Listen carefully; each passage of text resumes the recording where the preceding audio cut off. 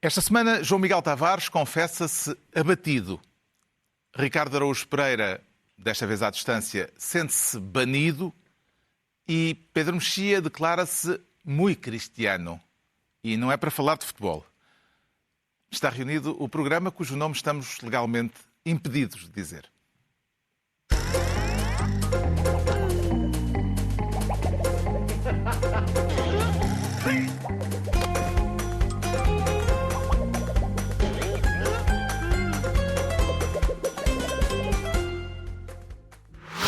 Quando o silêncio ocupa a cidade,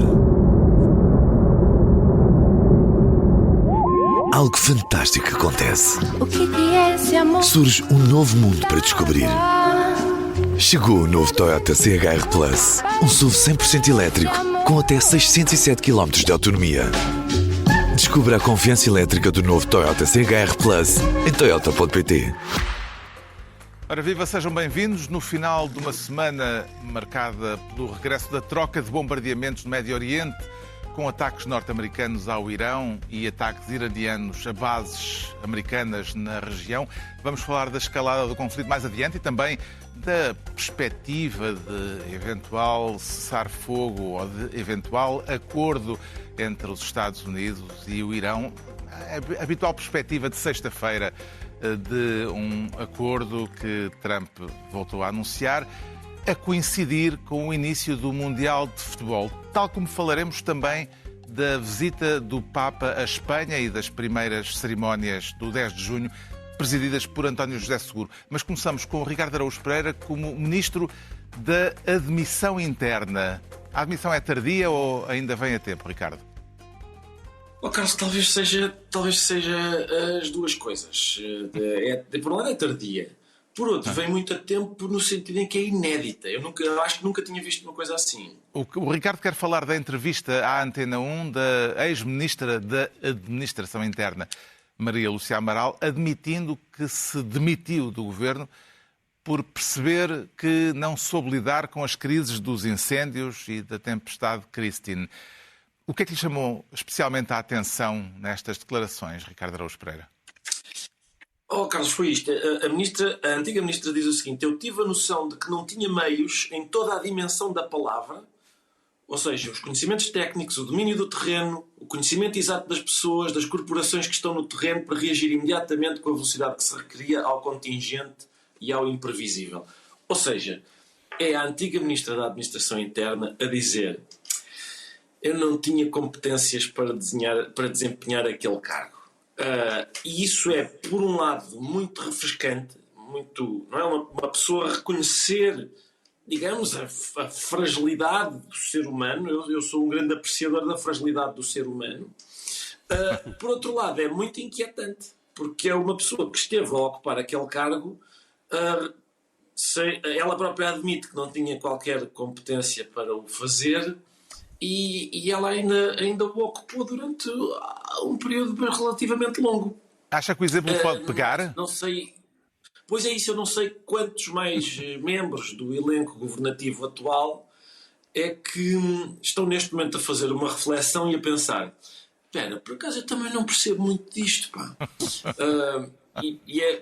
Pode acontecer que seja uma vaga epidémica de admissão de incompetência.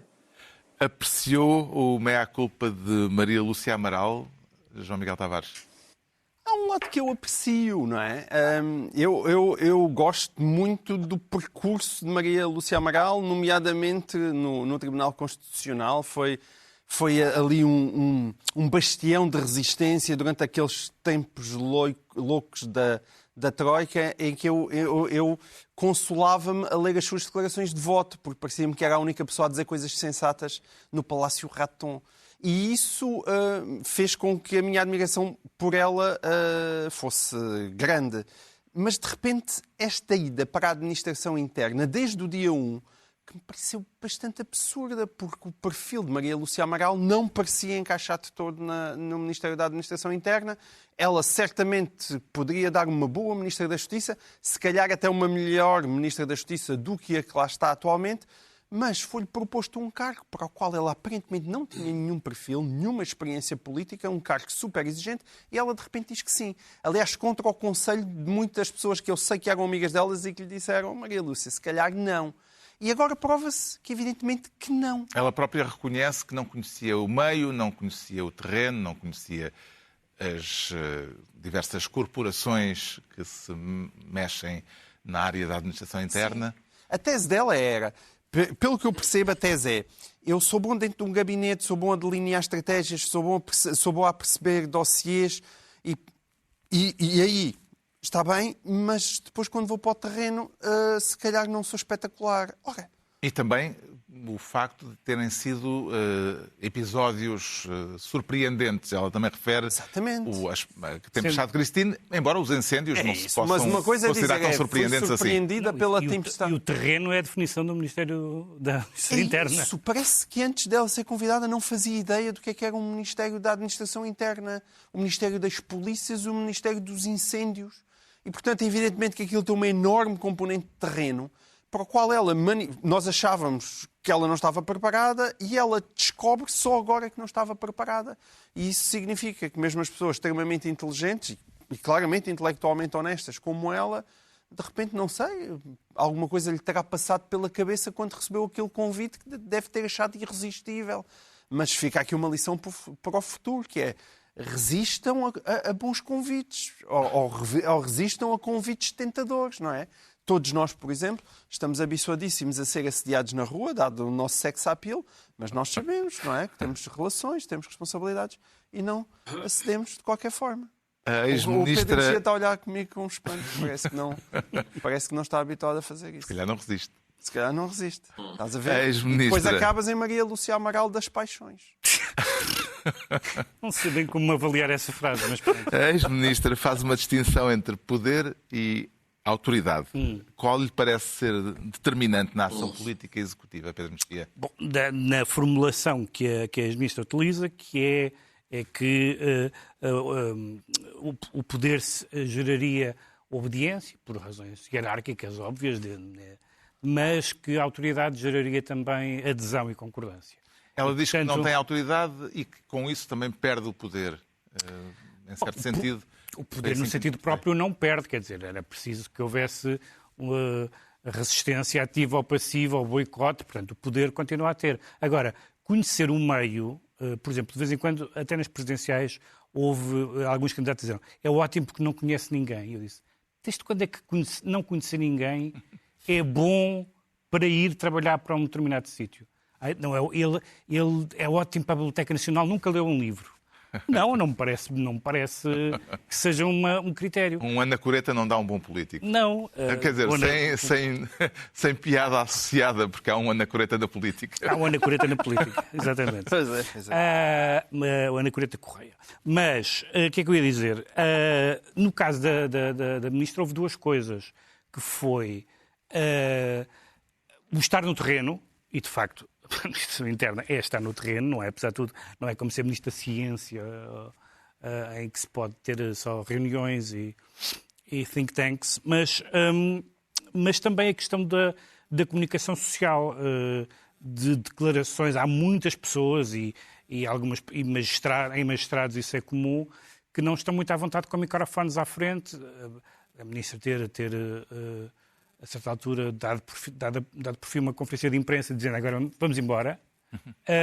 Quando lhe fizeram umas perguntas. Como quem diz: não estou para responder, prefiro não responder, não me quero sujeitar a isso. Ou seja, o que o João Miguel disse é basicamente o que é relevante neste caso. Não é pelo facto de uma pessoa ser reconhecidamente boa naquilo que faz que, número 1, conhece o meio, número 2, está à vontade com microfones. A maioria das pessoas, imaginem a maioria das pessoas que nos estão a ver e ouvir e que saíam de casa e tinham um molho de microfones. Então, que tal? Que tal foi a noite? Bom, isso talvez não fosse de interesse público. Uma pessoa fica... É terrível as pessoas dizem: isto não tem jeito nenhum. Isto é preciso ter um talento especial. É preciso ter um talento especial e, portanto, aí não... Agora, só queria dizer que espero que isto não pegue. Porque se de repente houver centenas de pessoas em cargos dirigentes a fazer exame de consciência, dizer: eu não tenho muito jeito para isto. E até admito que em programas de comentário É possível. Não vamos aprofundar esse Não aspecto vamos, não. existencial. Entregamos ao Ricardo Araújo Pereira a pasta de Ministro da Admissão Interna. O João Miguel Tavares quer ser, desta vez, Ministro do 10 de junho, desta vez comemorado oficialmente na Ilha Terceira, nos Açores. O que é que reteve de mais significativo neste primeiro dia de Portugal sob a presidência de António José Seguro, João Miguel Tavares? Eu temo que não tenha retido grande coisa. Portanto, ainda bem que trazemos o assunto para aqui. Não, porque o assunto é importante, é o primeiro 10 de junho do Presidente da República. E eu acho que todos os partidos estavam com vontade de gostar. Tanto que o Público escreveu um artigo sobre o tema e o título era Discurso Seguro deu para o gosto de todos os partidos. E de facto, lá veio o PSD dizer que realmente esta parte aqui está muito bem, o PS aquela, o Chega aquela outra, depois do PCP e o Bloco, o Livre, acho que até o PAN Mas gostou. um discurso de 10 de junho não é para unir a nação? Há um famoso ensaio político, não sei se é do Kolakowski, em que ele diz como ser conservador, socialista e liberal. Foi mais ou menos isso, não é? Eu acho que ele seguiu essa linha. Quer dizer, é verdade que o 10 de junho deve ter um tom de, eu não diria unir a nação, mas tentar que a nação siga um determinado rumo, ou pelo menos vá para algum lado, que é sempre a minha eterna ambição e que realmente fracassa. Mas e é preciso alguém que nos dê alguma coisa em que acreditar. Há alguma coisa em que acreditar? Eu acho que sim, há muito tempo. Mas o Seguro tem uma diferença substantiva em relação a Marcelo Rebelo de Sousa, não é? Nós já percebemos que António José Seguro não está interessado em falar de manhã, à hora do almoço e à hora de jantar. Ora, isso significa que cada vez que pega na palavra convém que tenha coisas muito relevantes para dizer, porque é suposto que a sua palavra tenha um maior peso. E não é quer dizer que ali pelo meio não haja uma outra ideia relevante, utilizou até a expressão palavras do meio para apelar a um certo consenso. Ok, tudo bem. Mas pelo meio vêm sempre aquelas citações intermináveis e totalmente deslocadas de poetas portugueses, não é? Parece, não sei, uma espécie de vírus de Manuel Alegre que parece que é inoculado, não sei, uma vacina qualquer, não é? Antes de subirem ao púlpito, e aquilo fica sempre muito gongórico, perde-se a noção verdadeiramente do que é que as pessoas estão a dizer, e os discursos ficam muito pobrezinhos. E sendo este o primeiro de António José Seguro, acho que foi um discurso pobrezinho, já agora também para uma audiência muito pobrezinha, porque até parece que as pessoas na Terceira têm coisas mais interessantes para ver. Eu não sei se elas têm algumas coisas mais interessantes para ver esta semana, Vamos mas averiguar manifestamente não estavam muito daqui a interessadas em ver António José Seguro. Acompanha o João Miguel Tavares, Pedro Mexia, na crítica àquilo que ele considera serem os excessos de poesia nos discursos políticos. O problema não é bem o excesso de poesia, porque o Presidente da República citou nos Açores poetas dos Açores. Isso faz sentido. E não só. Rui Belo. Não, está bem. Estou a dizer, os poetas dos Açores fazia sentido e há de facto poemas que são paradigmáticos. Às vezes há um certo uso e abuso desses poemas. Há um certo entendimento que o Camões e o Pessoa conseguem sempre lá encontrar. Se consegue sempre encontrar. Era O Camões está bem, sim, o Camões está bem. Vá. Pronto, exato. Mas o que há é uma espécie de efeito de gerador de poemas para discursos, em que na maioria dos casos, se utilizasse qualquer outro poema em vez daquele que lá está, fazia o mesmo efeito. Porque, de facto, há poetas em que funcionam bem, seja por serem inspiradores, seja por ser melódicos, mas por exemplo, citar o Cesarini, gerente, este leite está azedo. Não vejo isso citado em discursos de Presidente da República. O Ricardo Araújo Pereira não esteve nas comemorações do 10 de junho, mas está agora na ilha, que este ano teve direito aos foguetes da festa. Foi apanhar as canas, Ricardo?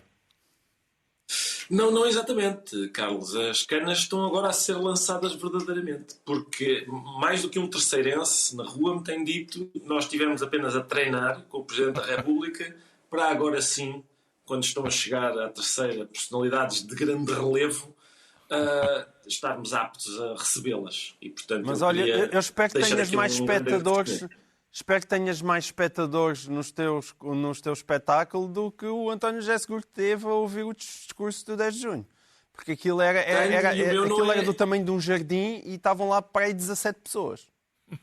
Sim, não só tenho, como o meu não é de graça, como o espetáculo de António São José sempre melhores esses. Isso envolve um esforço. São sempre Envolve melhores. Um esforço. E eu tenho que registar aqui o modo como, de facto, a Ilha Terceira, depois da saída do Presidente da República, agora sim acolhe a minha chegada, não é? E eu acho que um dos pontos altos disso e o modo como se verifica que estou a ser recebido com o protocolo a ser respeitado ao mais alto nível é o modo como ainda ontem, no Snack Bar Copacabana, eu fui recebido para ver o jogo inaugural do Campeonato do Mundo, em que, lá está mais uma vez, o protocolo foi seguido, a minha comitiva é razoavelmente grande e a boa gente do Snack Bar Copacabana disse: não se preocupe, que juntam-se aqui 3 mesas. E é assim. Entretanto, numa nota política mais séria, tivemos esta semana o primeiro veto político do Presidente da República, a lei aprovada pela direita parlamentar que pretendia impedir a exibição de bandeiras de natureza, segundo o próprio projeto, de natureza ideológica ou associativa em edifícios públicos. Essa lei foi devolvida ao Parlamento sem promulgação. Que ilações políticas retira deste veto, Ricardo? Eu tiro a seguinte ilação, Carlos. Eu acho que não é exatamente um veto, é uma figura nova que eu gostaria de propor. Também começa por V, que é vamos antes falar de coisas sérias. Eu acho que é isso, acho que é um movimento no sentido correto do Presidente da República, que é o quê? Bandeirinhas? Não. Vamos antes falar de coisas sérias. Mas são coisas ideológicas. E várias coisas são ideológicas, não é? Proibir isto também é um movimento ideológico. As pessoas pendurarem as bandeirinhas que lhes apetece no momento em que lhes apetece é uma coisa ideológica. É possível. E então, é isso. As pessoas, democraticamente, a gente tem órgãos eleitos, não é? Democraticamente, e no dia da sardinha, vamos içar a bandeira da sardinha. Está bem?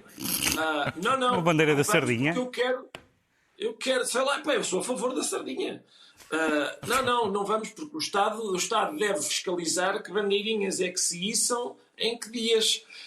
Acho que é isto. O Ricardo está na Ilha Terceira, mas não se esqueceu dos Santos Populares. Não se esqueceu dos Santos, mas eu quero que esclareças uma coisa. Tu és a favor da sardinha viva ou no prato, já devidamente grelhada? As duas coisas, porque uma não existe sem a outra, João Miguel. E, portanto... Existe. Mas qual era a bandeira? A grelhada existe sem a viva. Não, ao contrário. Desculpa. A viva existe sem a grelhada. A viva existe sem a grelhada. Mas mas a sardinha viva tem em si o destino final da grelha, não é? Ela tem lá. Portanto, se quiserem, qualquer das bandeiras, querem a bandeira da sardinha grelhada, sou a favor, querem a bandeira da sardinha viva, também sou. Voltemos lá às bandeirinhas. Como é que vê este primeiro momento de fricção entre o Presidente e a maioria parlamentar de direita, Pedro Mexia? Não sei se é uma grande fricção. Há duas coisas aqui nesta questão das bandeirinhas. Primeiro, a palavra ideológica é uma palavra que me irrita porque é utilizada muitas vezes só num sentido negativo. Quer dizer, na política há poucas coisas que não são ideológicas. Sim, esta lei é ideológica. Sim, não vejo muita... eu acho que deve haver alguma prudência. Se me perguntarem assim, deve ou não serem içadas bandeiras sortidas em órgãos públicos? Sobre sardinhas? Não, por exemplo, houve um caso famoso que foi quando, nas filmagens da Casa dos Espíritos, foi hasteada a bandeira do Chile. O filme baseado no romance de Isabel Allende. Exatamente, que se passa no Chile, não é? Naquele caso o Chile era em Lisboa. Foi em Lisboa e hastearam, salvo erro, no Parlamento, ou perto do Parlamento, uma bandeira... Foi no Parlamento, uma bandeira do Chile. Ora bem, hastear uma bandeira estrangeira num órgão de soberania parece uma coisa realmente grave. Esta discussão das bandeiras não é as bandeiras, não estamos a falar do Benfica. Nem sequer estamos a falar da Ucrânia, que aliás foi amplamente hasteada. Aí foi uma projeção, mas também muitas pessoas hastearam bandeiras da Ucrânia em vários países. Esta discussão foi sobre duas bandeiras, que é a bandeira LGBT e a bandeira da Palestina. É só isso. E, portanto, essa discussão vai enviesar, ou melhor, esse facto vai enviesar a discussão para discutirmos a Palestina e para discutirmos as questões LGBT. E depois as questões LGBT são ou não são ideológicas. Então será que os direitos dos homossexuais não são necessariamente ideológicos? Essa é a fundamentação do Presidente, que diz que são questões de direitos humanos e que estão enquadradas naquilo que é mas mesmo que a relação que Portugal tem com exatamente. A comunidade internacional. Sim, exatamente. É o que diz respeito à legislação, que é, desde logo, europeia e não só. Mas parece-me realmente que o instituto que o Ricardo invocou devia ser mais vezes invocado, que é vamos falar de outra coisa. Vê este veto, como o anúncio de que António José Seguro pretende ser um presidente à esquerda em questões de costumes? João Miguel Tavares. Não. Vejo como António José Seguro pretendendo ser um presidente liberal. Porque isto é liberal. Ou seja, por que raio é que o Estado Central deverá impor aos 308 municípios o que os municípios hasteiam ou não hasteiam? Deixa-nos hastear à vontade. A liberdade de hastear é um direito constitucional e eu não quero que este governo escolha não sei se a liberdade de hastear que bandeira colocar em cada haste. Cada um não há uma hasteia liberdade de pode. hastear. Exato. Há uma liberdade de hastear. O João Miguel Tavares fica então ministro do 10 de junho. Agora é a vez do Pedro Mexia se tornar ministro das facadas, a propósito de 2 crimes na Grã-Bretanha que degeneraram em motins anti-imigração, um em Southampton, o outro em Belfast, na Irlanda do Norte. O que é que há de comum entre eles, Pedro Mexia? Algumas coisas em comum, embora, na verdade, não são casos iguais, porque num dos casos... Em ambos os casos, o crime foi cometido por alguém identificado como estrangeiro, embora o assassino de Southampton seja um britânico de origem indiana e religião Sikh. O criminoso de Belfast é um sudanês com estatuto de refugiado. Já há essa coisa da amálgama, um Sikh é um estrangeiro. Não, há evidentemente... Sikhs nascidos em... Não sei se ele é nascido em Inglaterra, mas... É nascido em Inglaterra, mas sim. é um cidadão britânico. E, portanto, há logo essa amálgama. Os dois casos são preocupantes por uma razão. E por razões diferentes. Depois tendem a ser... As pessoas tendem a juntar os dois casos que não são semelhantes. No caso de Southampton, o que acontece é que havia uma pessoa que foi esfaqueada, neste caso pelo Sikh, e que se queixou de ser esfaqueado, e a polícia, que o inspecionou muitíssimo sumariamente, não deu pelas facadas e o senhor acabou por morrer. Tinha sido uma rixa entre aquelas duas pessoas e, portanto, aí o que estava em... E algemou, porque acreditou que Sim, claro, e algemou porque achou que o crime tinha sido ao contrário. Tinha sido racista. A questão, exatamente, racistas. porque aparentemente o que os jornais ingleses escreveram, e é uma coisa que se percebe até certo ponto, mas não até este ponto, tem a ver com uma sensibilização das polícias para os crimes de teor racista, o que em si mesmo não é negativo de maneira nenhuma, mas como que invertendo a tradicional suspeita, por exemplo, como há nos Estados Unidos e não só, em relação aos negros, evidentemente que um cidadão negro que cometa um crime ou que possa ser vagamente suspeito, a partida está mais desprotegido, porque há uma presunção geral contra ele, mas também não pode ser ao contrário. Evidentemente que as pessoas têm que estar, e as autoridades têm que estar com atenção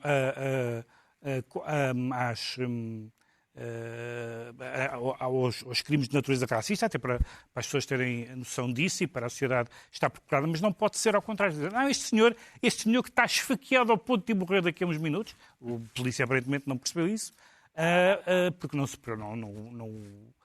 o inspecionou devidamente, isso parece-me preocupante. E isso significa que as autoridades estão a ter uma espécie de sobrecompensação que não parece positiva. A outra é realmente grave, porque temos um caso desse senhor sudanês, que foi de Paris para a Irlanda, da Irlanda para Belfast, e que há duas coisas muito preocupantes. Uma é aquele circuito de imigração ilegal através das fronteiras inglesa e irlandesa, que é uma fronteira um pouco débil em termos de controle das entradas, E, em segundo lugar, as imagens que nós vimos e a sua divulgação, aquilo aparentemente, ainda não se sabe muitos detalhes, mas aparentemente aquilo é um crime absurdo, bárbaro, e o senhor estava a degolá-lo, o sudanês estava a degolar... No caso de Southampton, houve uma morte, aqui não, ele perdeu um olho e acabou. Houve uma tentativa, mas não, sim, depois aparece, não se consumou. depois aparece um cidadão com um taco, não sei de quê, aquilo era de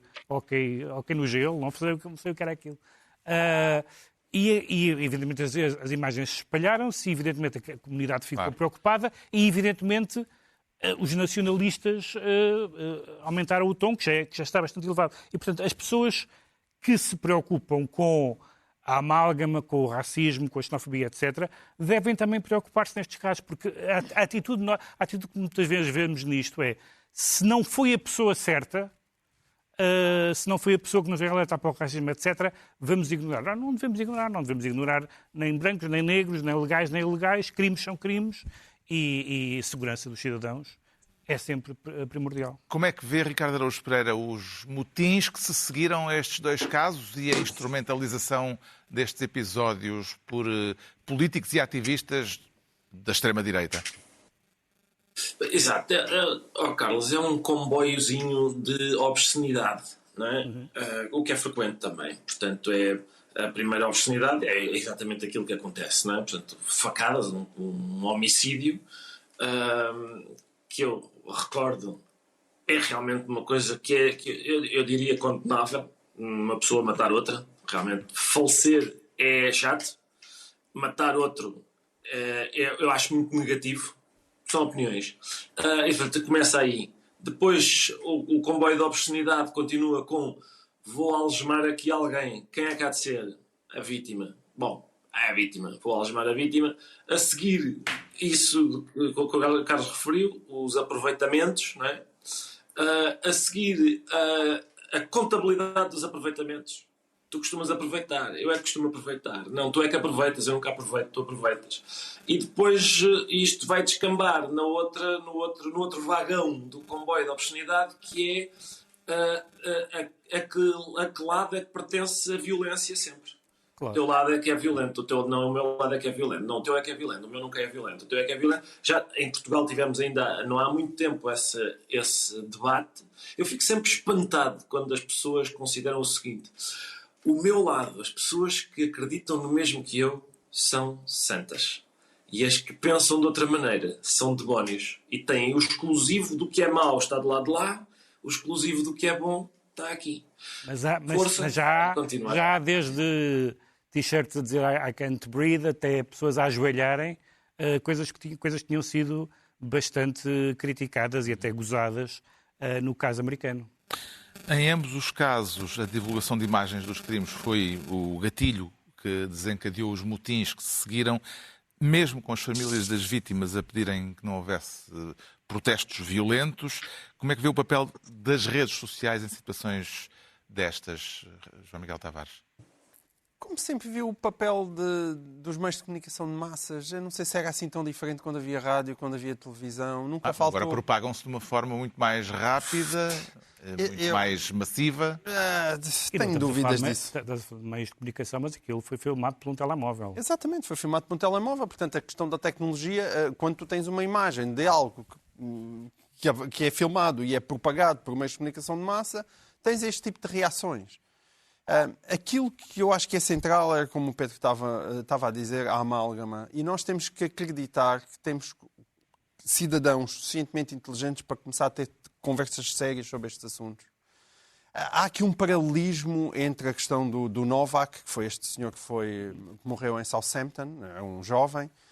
Porquê? Porque as pessoas fazem paralelismos com o caso americano do George Floyd. O George Floyd também disse I can't breathe.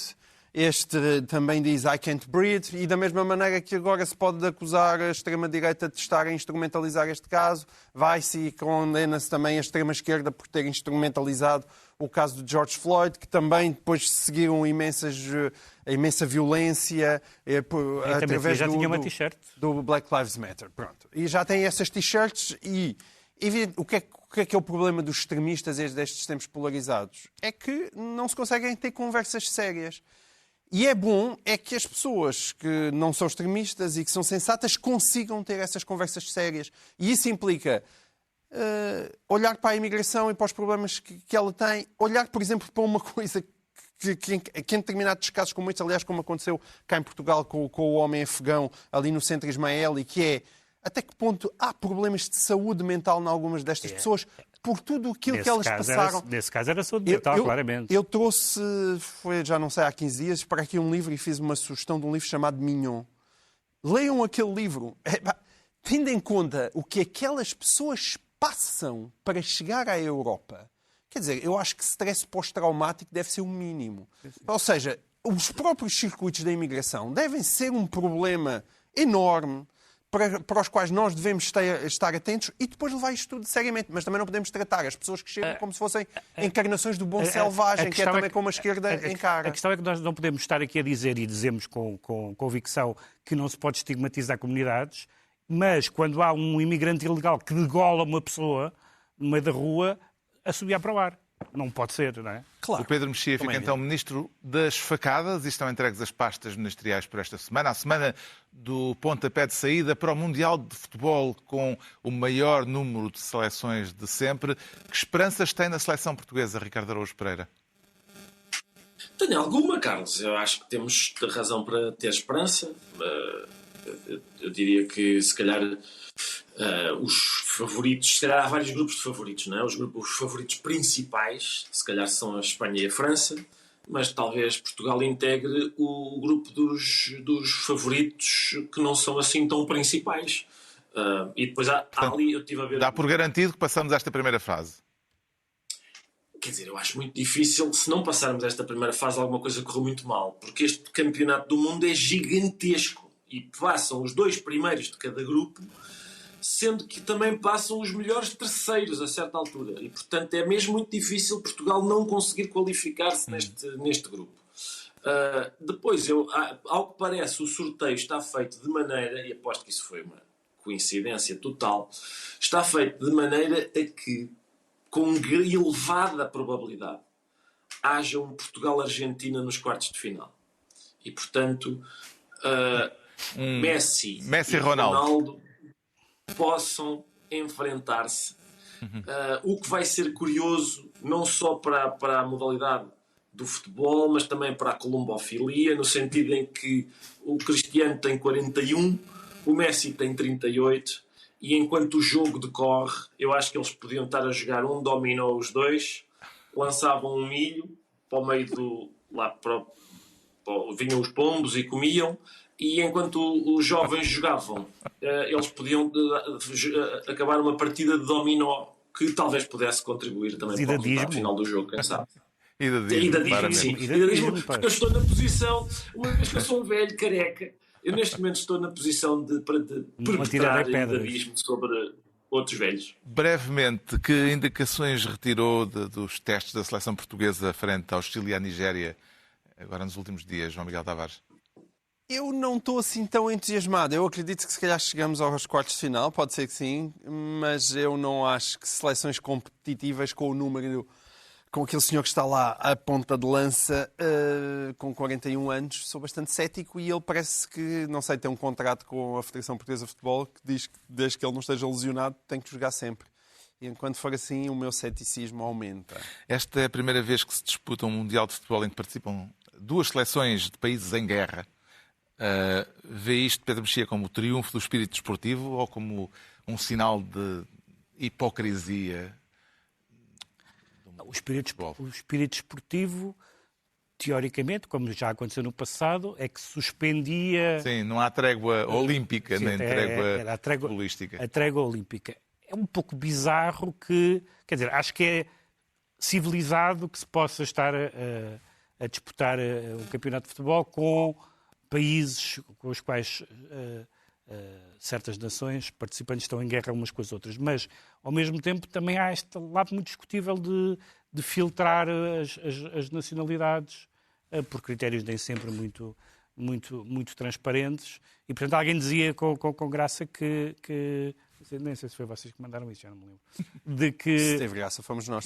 Que o Trump condecorou já um dos árbitros porque expulsou vários estrangeiros, não é? Expulsou 2 estrangeiros no primeiro jogo e ele diz... E ele está com pessoas que expulsam estrangeiros. Dois africanos e um mexicano. 2 africanos e um mexicano.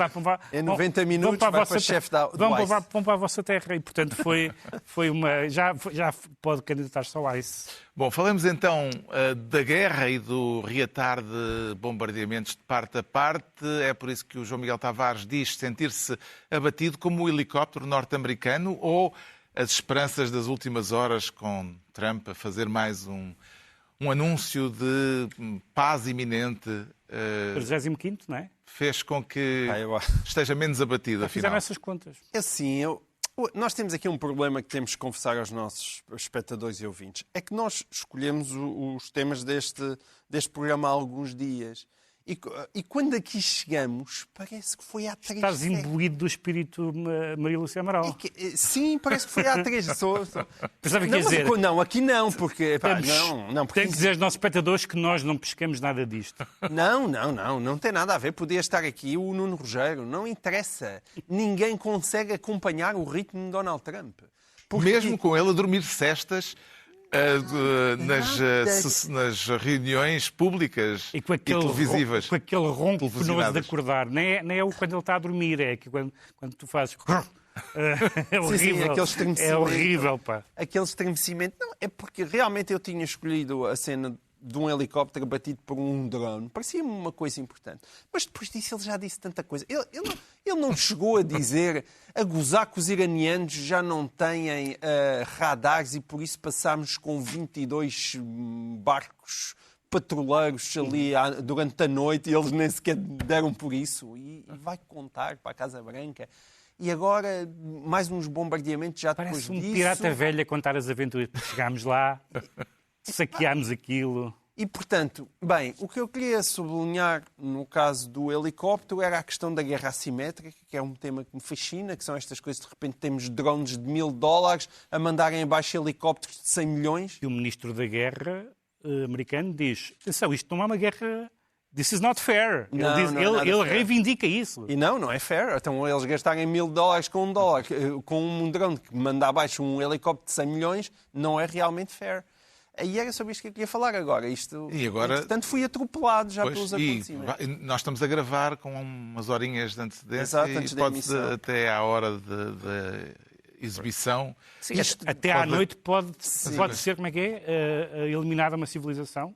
Pode eliminar uma No civilização. momento em que nós entramos para o estúdio, as últimas notícias que eu vi é que J.D. Vance iria, algures para a Europa, este fim de semana, assinar um tratado de paz com o Irão, sendo que os iranianos ainda não admitem nada, nem reconhecem coisa nenhuma. Exato. Era assim que estavam. Um artigo do Financial Times dizia esta semana que Trump está a tornar-se Jimmy Carter, numa alusão à crise dos reféns de 79, que durou mais de 400 dias, até janeiro de 81.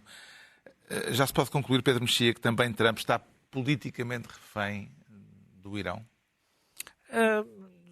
Sim, mas não vejo muita utilidade do paralelo com os reféns iranianos, com os reféns americanos no Irão, que de facto custou a reeleição ao Carter e ajudou Reagan a ser eleito. O Carter era um bocadinho, como se diz, tecnicamente banana. Eu acho que, embora a especialidade dele fosse amendoins, porque era a sua atividade familiar, eu acho que o Donald Trump, como está muito centrado na questão do deal, e o deal é um negócio, e portanto é uma conversação com vista a comprar e vender. E vamos admitir que ele é bom nisso, nem ponho isso em causa. Mas um acordo de paz não é uma questão só de dinheiro. E, portanto, se ele acha que um deal diplomático, um deal entre Estados é a mesma coisa que um deal de vamos construir uma barragem e enquanto a compensação ganhamos isto, não é. E, sobretudo, com um regime acossado e radical como é o Irão. Sente-se mais confiante, depois do anúncio de Trump, que vai haver este fim de semana um acordo assinado na Europa? Ricardo Araújo Pereira. Muito confiante, Carlos. Eu acho que é impossível não reconhecer que estamos em boas mãos.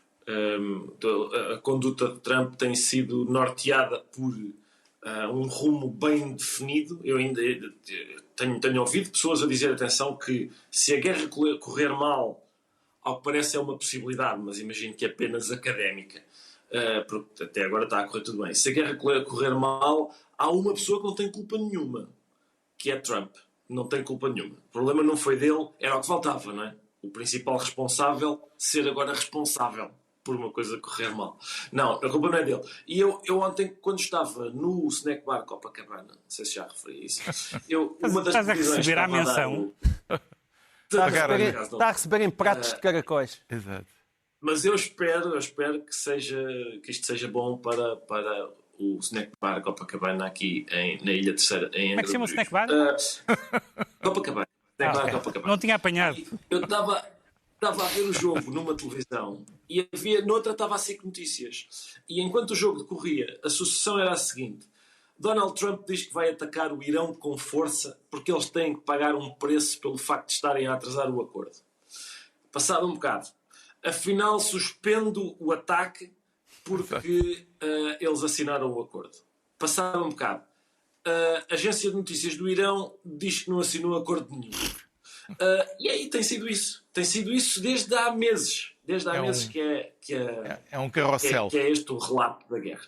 Já sabemos porque é que o Pedro Mexia se considera... Não. Sabemos é porque é que o João Miguel Tavares se considera abatido. Agora vamos saber rapidamente. Muito rapidamente. Porque é que o Pedro Mexia, e não é por causa do futebol, se considera muito cristiano. Muito cristiano. Não é para apoiar Ronaldo.